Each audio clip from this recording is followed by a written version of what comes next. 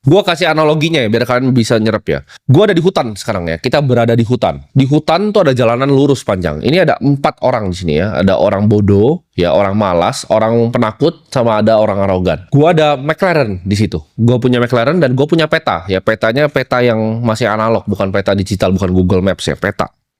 Di situ gua kasih titik X, di mana gua bilang di X itu ada 1 kilo emas. Ya.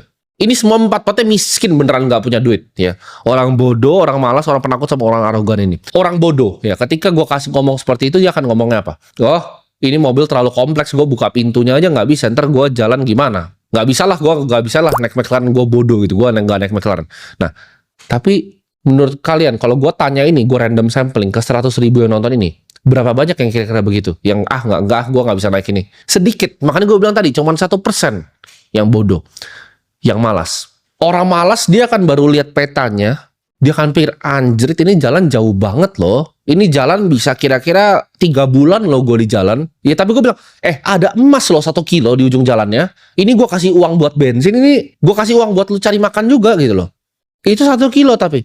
Orang malas akan ngapain? Aduh, malas ah. Ini jauh banget gitu loh. Jauh banget, ini kayaknya bukan buat gue.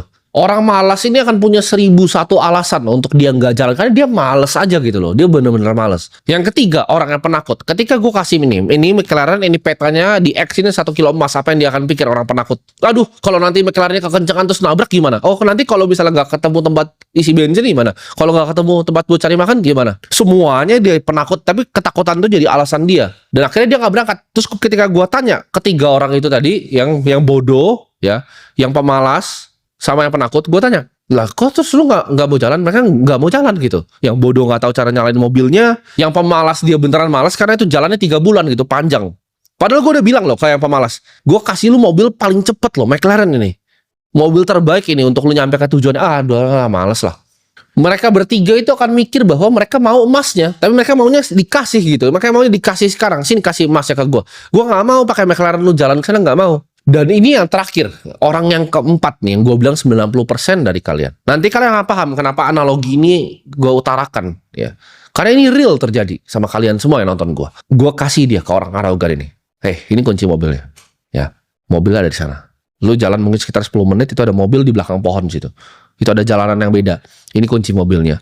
Ini petanya, ini 1 kilo emas. Dia akan bilang apa ke gue orang arogan itu? Halah, bohong lu. Alah, scam ini mana ada emasnya, lu punya emas juga enggak.